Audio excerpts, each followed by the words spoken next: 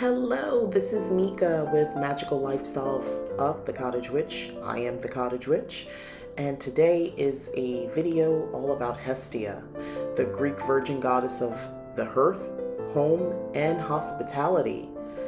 So in Greek mythology, she is the oldest daughter of Kronos and Rhea.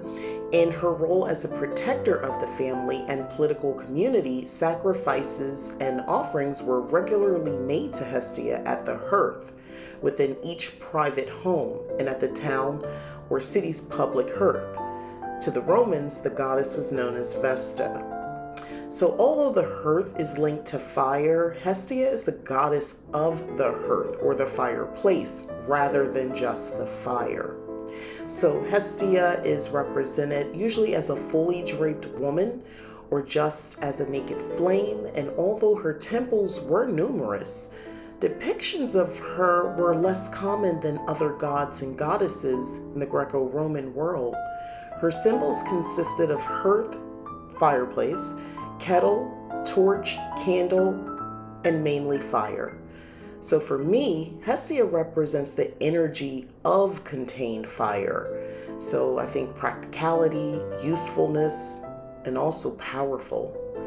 She is gentle, subtle force of energy, like fire that can be most powerful. So offerings of sweet wine, lighting of candles, or sweet treats help to build a relationship with her. I don't have an actual hearth or fireplace in my home, as you can tell, but I do consider the quote-unquote hearth of my home to be the kitchen overall. I purposely positioned Hestia's altar near the stove, which is actually an electric stove in my case. I've come to understand that it's impossible to not modernize my practice. I'm not interested in cosplaying, living as the ancients did every day. For instance, I choose not to recognize the virginal aspect of the myth of Hestia. More about that on a later video. But instead, I prefer to focus on her warmth, protectiveness, and her gentle essence. Hestia is a newer addition to my cottage witchery practice. Her energy isn't overt, and I like that, and it still feels timid and a bit uncertain as I continue to work with her. And Hestia's correspondences, let's talk about that. So her correspondences, like for the elements, it's earth, and of course, fire. Her colors are red, orange, and yellow.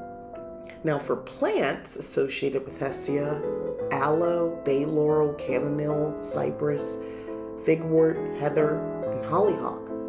And stones, as for stones, we have amber, calcite, that would include yellow, honey, and orange. Then there's cornelian, citrine, garnet, and sunstone. I wanted to share an Orphic hymn to Hestia. Now, if you Google this and look, you'll see that this is written out in Greek, actually.